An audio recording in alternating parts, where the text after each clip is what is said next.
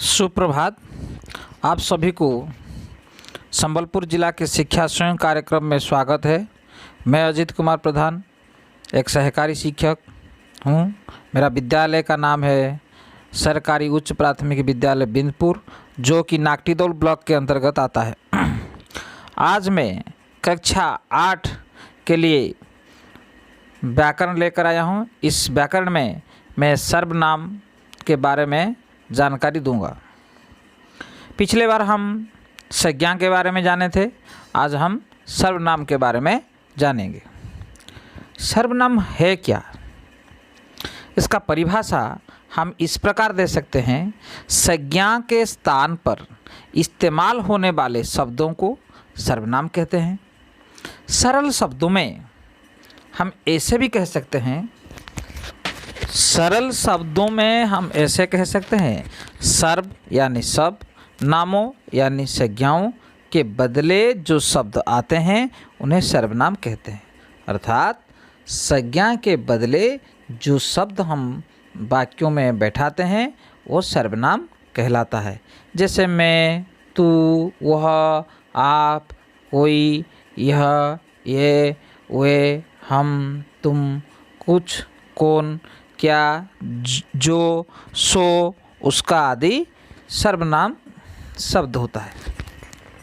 सर्वनाम की आवश्यकता क्या है? देखिए, जब कुछ अनुच्छेदों में वाक्य में संज्ञा, एक ही संज्ञा को अगर बार बार हम इस्तेमाल करेंगे तो उस वाक्यों का सौंदर्य नष्ट हो जाता है।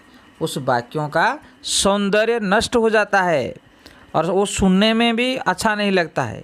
इसलिए एक संज्ञा को बार बार इस्तेमाल नहीं करके उस संज्ञा के जगह हम कुछ शब्द व्यवहार करते हैं। जैसे मैं, तू, वह, आप, कोई, यह, ये, वे, हम, तुम, कुछ, कौन, क्या, जो, सो, उसका आदि सर्वनाम शब्द हैं।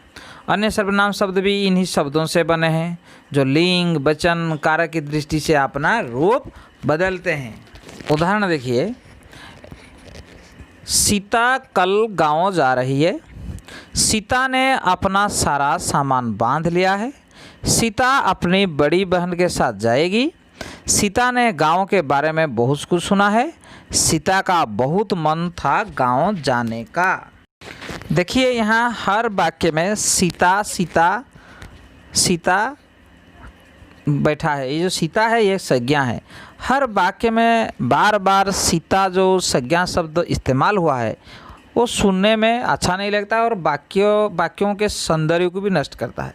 देखिए, सुनिए आप ध्यान से। सीता कल गांव जा रही है। सीता अपना सारा सामान बांध लिया है। सीता अपनी बड़ी बहन के साथ जाएगी। सीता ने गांव के बारे में बहुत कुछ सुना है। सीता का बहुत मन था गांव जाने का। तो यहाँ जो शब्द सीता सीता बार बार इस्तेमाल होने से यहाँ सब वाक्यों का सौंदर्य नष्ट हो जाता है। इसीलिए इनके बदले हम सर्वनाम शब्द इस्तेमाल किए हैं। देखिए आप, सीता कल गांव जा रही है। सीता के जगह अब क्या लगा? उसने अपना सारा सामान बांध लिया है। फिर सीता के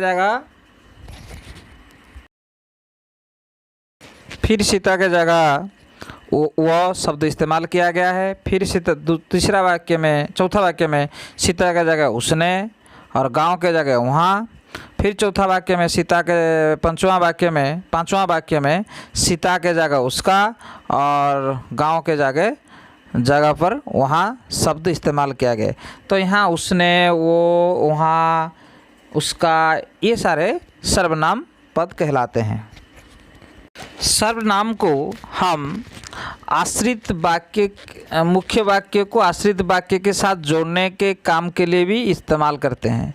जैसे यहाँ देखिए, वह सुंदर नृत्य करती है, सो उसे उपहार दिया गया। तो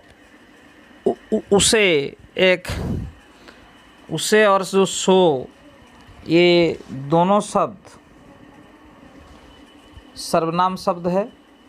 तो यहाँ सो दोनों वाक्य को, वह सुंदर नृत्य करती है और उसे उपहार दिया गया, कुछ जुड़ता है। हम आने वाले कक्षा में